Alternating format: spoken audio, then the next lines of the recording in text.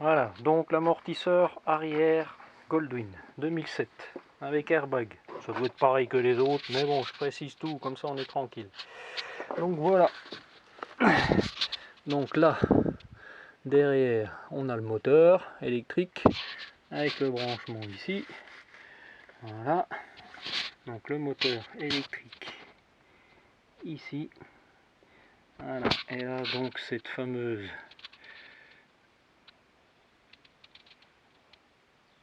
durite, voilà, avec la pompe, donc un piston qui se promène là-dedans et qui envoie de l'huile là-dedans et donc à l'amortisseur arrière. Voilà, donc quand je mettais la pression, ou plutôt le changement ici, là, plus, voilà, on n'entendait pas donc la pompe. Voilà, là on l'entend déjà à partir de 4, elle tire. Donc je vais refaire tout à l'heure en me mettant bien dessus pour qu'on entende bien. Donc là je fais 2-3 fois des allers-retours de la pompe pour essayer d'enlever quelques bulles d'air et puis que l'huile se remette un peu partout puisque j'en ai remis. Et puis je vais tenter de remettre de l'huile. Voilà, là ça fait déjà 3 fois que je fais ça. Alors on va refaire une 4e fois pour écouter le bruit de la pompe. Voilà, donc je me mets ici, donc le moteur, voilà, hop, le moteur se met en route. Voilà, on entend ici. D'accord? Donc à partir de 6, 8,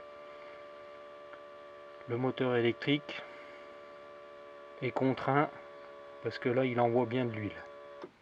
Voilà, ok. Donc je redescends, je me remets à 0 pour que le piston soit en bas et je vais remettre de l'huile. Voilà.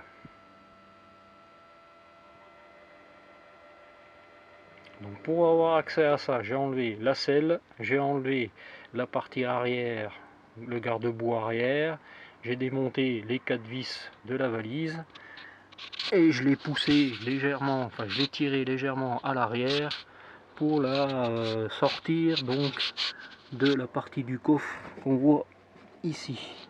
Voilà. D'accord, et je l'ai mise en équilibre, j'essaye de pas trop la toucher puisqu'il y a des fils électriques hein, forcément pour que ça bouge pas. Voilà, donc j'ai mis de l'huile comme ça, voilà, l'huile de fourche hein. Quand c'est sorti tout à l'heure c'était à peu près la même couleur, il n'y a aucune raison que ça fasse un mélange explosif ou machin bidule chouette. Voilà, et puis donc dans un verre avec une seringue, voilà.